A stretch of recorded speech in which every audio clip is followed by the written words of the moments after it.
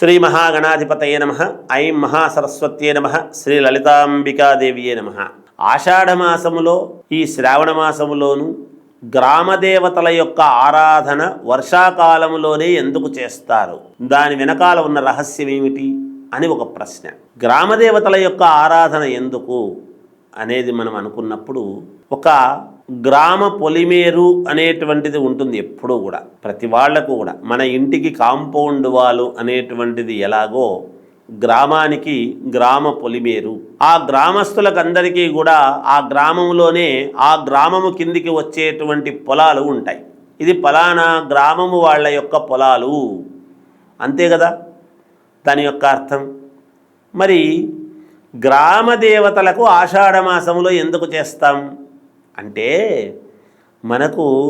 మనకు తెలిసినటువంటి నవరాత్రులు శారదా శరన్నవరాత్రోత్సవాలు అని మాత్రమే మనకు తెలుసు.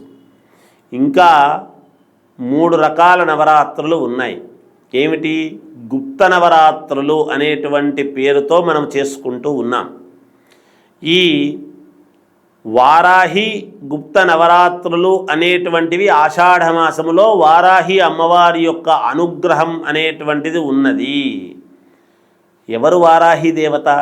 భూ వరాహ లక్ష్మీ స్వామి లక్ష్మీదేవత, భూ వరాహ లక్ష్మీదేవత అనేటువంటిది భూమికి సంబంధించినటువంటిది. వరాహము అంటే మీకు తెలియనటువంటిది కాదు. అందుకే భూమిని మొత్తము తీసుకువెళ్ళి సముద్రములో వేస్తే వరాహ రూపములో ఎప్పుడైతే స్వామి వరాహావతారముతో పైకి తీసుకొచ్చినాడో, వారాహి వరాహస్వామి అనేటువంటి విధానముతో మనకు ఈ భూమిని కాపాడుకోవాల్సినటువంటి అవసరము, ఆవశ్యకత. ఆ భూమి మీద పండించుకునేటువంటిది ప్రతివాడికి భూమాత అనేటువంటిది మనకు తెలుస్తూ ఉన్నది. అటువంటి భూమాతకు సంబంధించినటువంటి నవరాత్రులు ఈ గుప్త నవరాత్రులు. గుప్తము అనేటువంటిది ఎందుకు? అందుకే మనము పంట వేస్తూ ఉన్నప్పుడు, మామూలుగా మనము ఫలానా పంట వెయ్యాలి అని అనుకుంటున్నప్పుడు ఒక చిప్పలాగా ఇలా ఉండి, బయటికంతా కూడా లోపల రంధ్రాలు ఉండి ఇలా పిరికెడతో తీసుకొని కనపడకుండా విత్తనం వేయటం అనేది జరుగుతుంది. అందరికీ తెలిసేట్టుగా విత్తనం వేయడం. బహిర్భూమినే అయినా బహిరంగముగా భూమి కనపడుతూ ఉండినా విత్తనము వేస్తూ ఉన్నప్పుడు ఏదో పైనుంచి అలా పడేయం. 3 ఒక రంధ్రాలు కలిగినటువంటి బొంగుల్లాంటివి, పైపుల్లాగా ఉండేటువంటివి పెట్టి అలా పద్ధతి ప్రకారముగా విత్తనం వేసుకుంటూ వెళతాం. అందుకే మానవుడు సృష్టి కార్యము చేస్తూ ఉన్నప్పుడు కూడా రహస్యముగా చెయ్యాలి ఇంట్లో ఒక పద్ధతిగా అనేటువంటిది ఉన్నది శాస్త్రము. విత్తనము వేయటం అనేటువంటిది ఎప్పుడైతే మనం అలా వేస్తూ ఉన్నామో, అందుకనే గుప్తము అనేటువంటి పదము వచ్చినటువంటి దానికి కారణం. దానికి మందు కొట్టినా ఏం మందు కొట్టాము అనేటువంటిది చెప్పకూడదు. అందుకనే ఎవరైనా మనం ఆరోగ్యపరముగా ఔషధాలు వాడుతున్నామంటే, మన ఔషధాలు ఫలానా వాళ్లకు ఫలానా ఔషధం వాడుతున్నామంటే మన అనారోగ్యం ఏమిటో తెలిసిపోతుంది. చెప్పరాదు. దానివల్ల ఏమవుతుంది అంటే ఆయుష్ తగ్గుతుంది. అలా చెప్పడం వలన డాక్టర్కు చెప్పవచ్చు, డాక్టర్ మనకు చెప్పవచ్చును. అలాగే ఇక్కడ గుప్తము అనేటువంటి పదం వచ్చినటువంటి దానికి చెబుతున్నాం. ఏదైనా పిరికిడి అనేటువంటిది పిడికిలి తీసుకొని అలా మనం చేసుకునేటువంటి విధానములో ఉంటుంది.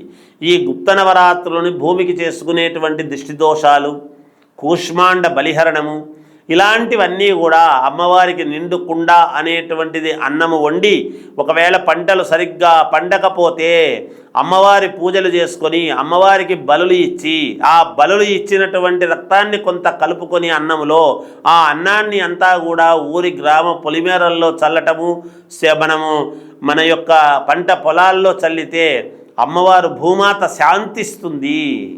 ఆ శాంతించడం వలన పంటలు విపరీతముగా పండుతాయి అనేటువంటి భావనతో గ్రామ దేవతకు మనము ఆచరించుకునేటువంటి విధానాల్లో. అంతేకాకుండా మొదట అంతా కూడా మొన్నటిదాకా ఎండల కాలం అయి ఉంటుంది కాబట్టి వర్షాకాలంలోనే గ్రామ దేవతలను ఎందుకు ఆరాధిస్తాము అంటే, ఆ వేడికి పైనుంచి ఆకాశము నుంచి వచ్చినటువంటి వర్షానికి భూమి లోపల ఉండేటువంటి పురుగు పుట్ర దాక్కుని ఉన్నవన్నీ కూడా వేడికి బయటికి వస్తాయి.